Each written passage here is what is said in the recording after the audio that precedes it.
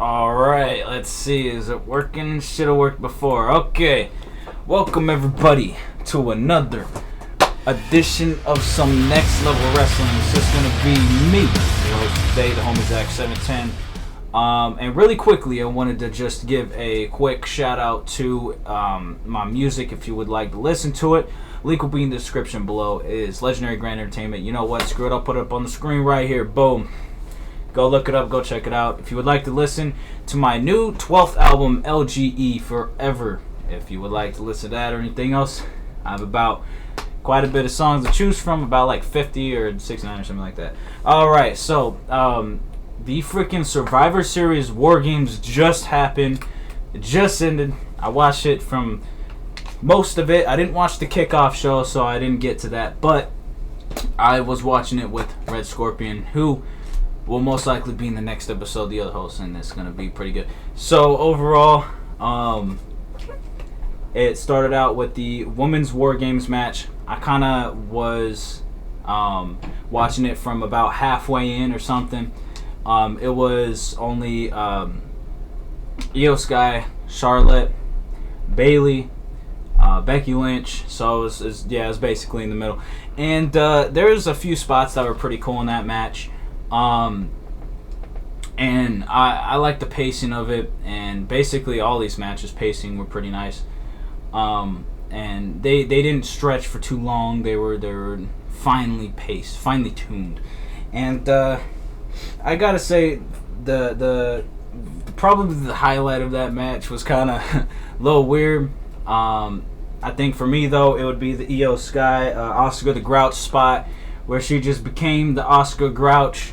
And she did like a flip or something, and she just did that move across body or something to about all of the people on the other team that weren't Damage Control, Charlotte and such and co.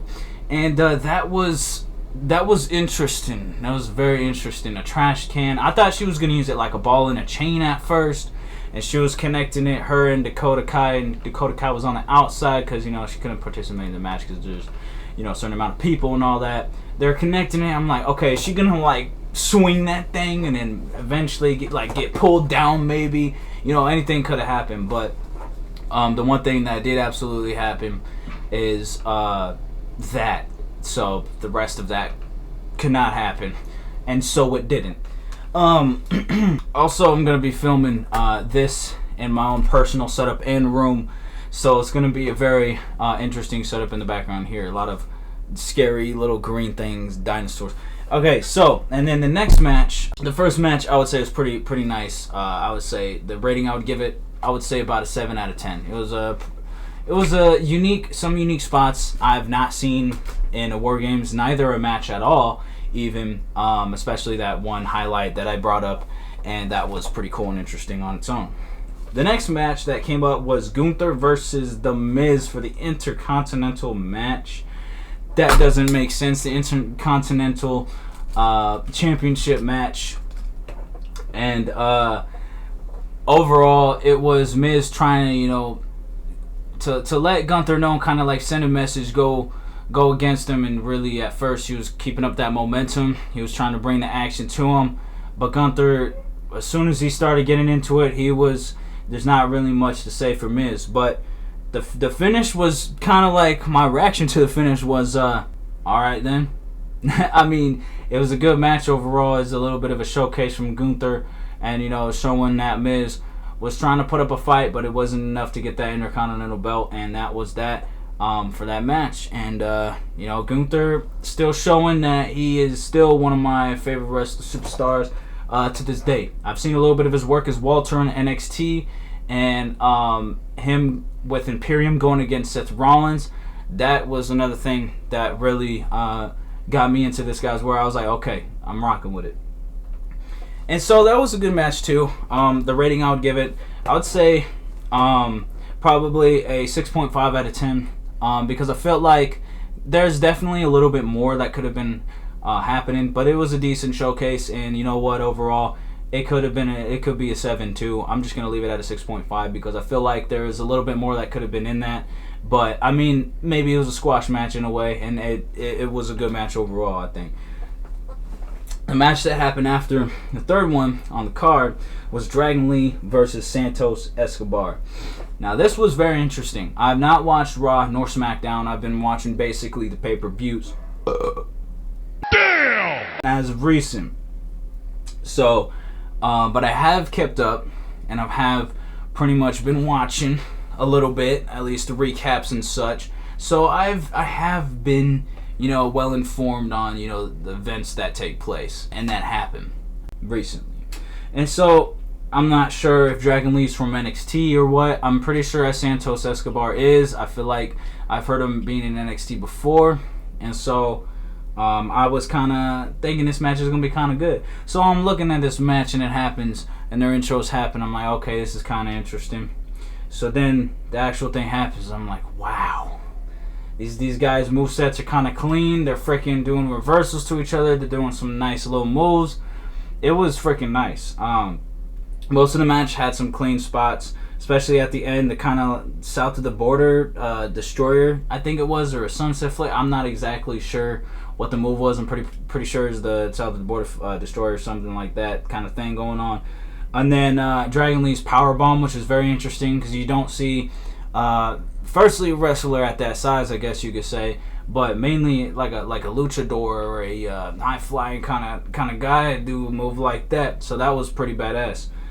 So overall, that match for sure was for myself a 7.5 out of 10.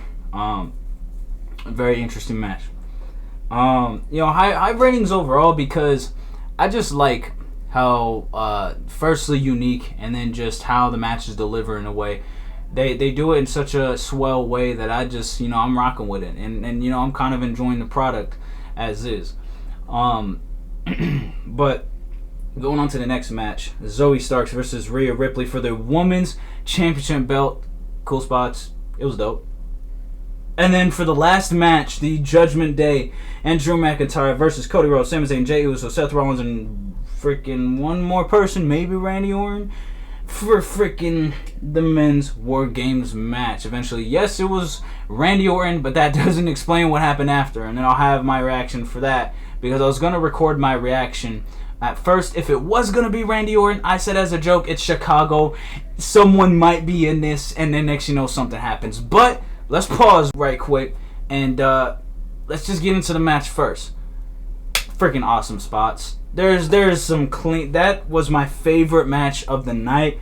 The best match, I think, hands down. I mean, let's be real and let's be clear. I enjoyed the other matches, but I just think that this one really stole the show overall, and it was a good finale. I think it was cool. Because there was just so much going on and just those two and then the freaking two teams, and it was cool and it was awesome. Alright, so for sure one of the highlights was the multi-DDT, like Randy Orton did all of them doing that. That was awesome. The freaking finishers to the Judgment Day, all in that team of Cody Rhodes, Sami Zayn, Jey Uso, Seth Rollins, and so on and so forth. That was pretty badass too, I'm not gonna lie. And then when Randy Orton came out, it took a little bit and it was kind of interesting. The anticipation was building. I'm like, okay, someone else is coming out. It's not gonna be Randy.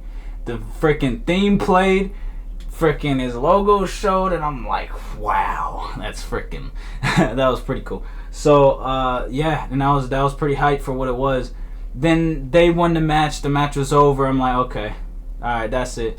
And then I said as a joke, you can quote me on this because it was already quoted from Red Scorpion because we're watching it. I told him it's gonna be CM Punk.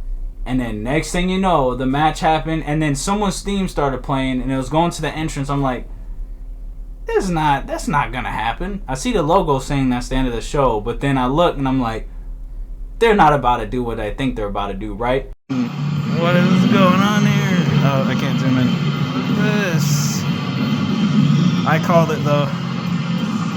Yeah, that's Red Scorpion. I called that. I didn't think it was gonna happen though. His theme plays. CM Punk is back in WWE. I didn't think it was gonna happen. I've heard about it for weeks. There was rumors going around. It's been shut down by different people.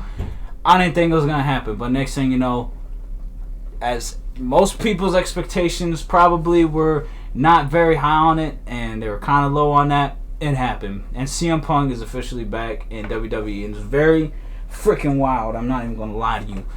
So overall, freaking great pay-per-view. You know, a little bit of a recap here. I'm not, going really in depth on every little detail, but I gotta say for sure, this has been one of my favorite pay-per-views as of late, and definitely as of 2023. Besides Royal Rumble being one of the best of the best this year. I think because Booker T also. But yeah. So overall, good pay-per-view, I must say, and it was cool, man. I liked it. And I definitely think that I'm kind of putting my money on Royal Rumble probably beating this pay-per-view, being better than it, and definitely gonna probably steal a show. But that is gonna be next year in January, so that's the next review I'll be doing. Maybe I'll have Red Scorpion on the next show. We'll see. I don't know. But the show is back. I am been still here. I've been just waiting to do it, and I did this show, and this is this one. So I hope all of you enjoyed. Thank you all for watching. Go subscribe to Red Scorpion and all of that. I'll leave a link in the description below for all the stuff related to that. And then, of course, you got the homies Zach 710 Legendary Grand Entertainment. You know what it is. Of course, if you would like to check out the music, go ahead. I appreciate y'all. And I will see you guys in the next level wrestling episode and everything going on there. So, yeah, it was cool coming back to the show, coming back to do this again, and definitely looking forward to anything else that I'm going to do and everything else that comes with it. So, I hope y'all enjoyed, and I'll see you guys in the next episode of NLW and everything else that I am in.